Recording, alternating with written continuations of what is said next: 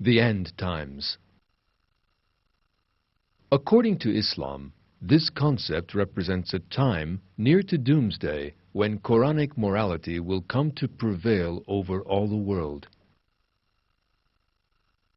The Prophet Muhammad, peace be upon him, has described it in considerable detail in his hadiths, that is, his sayings. After the Prophet, a number of great Islamic scholars have given further accounts of the subject. All of these reveal that the end times will contain a number of consecutive events.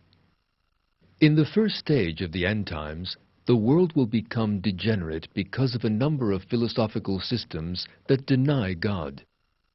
Mankind will move away from the purpose behind its creation, leading to a terrible spiritual emptiness and moral collapse. In the wake of great disasters, wars, and suffering, mankind will seek the answer to just one question: where does salvation lie? At that very moment of despair, God will charge a spiritual entity to call mankind out of the chaos and onto the true path. The Mahdi. The word means he who leads people to the truth.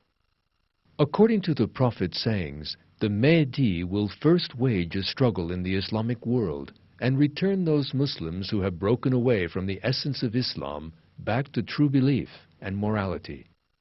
He will have three basic tasks at this point: the overthrow of philosophical systems that deny God and support atheism, putting an end to practices that are not part of the religion but that are portrayed as being so, and the revealing and implementation of true Islamic morality based on the Quran, starting with his own nation and moving on to strengthen the entire Islamic world in political and social terms, establishing peace, well-being and security, and resolving social problems. The progression in the end times was described in some detail by the Prophet Muhammad in the Hadiths 1,400 years ago, and in the works of various Islamic scholars. In addition, in our time the portents of the end times are actually coming about, one after the other. Since these signs you are about to witness may have happened separately at one time or another, they may appear to be quite ordinary events on the surface. Yet the occurrence of so many portents, one after the other in a very short space of time, cannot be regarded as a coincidence.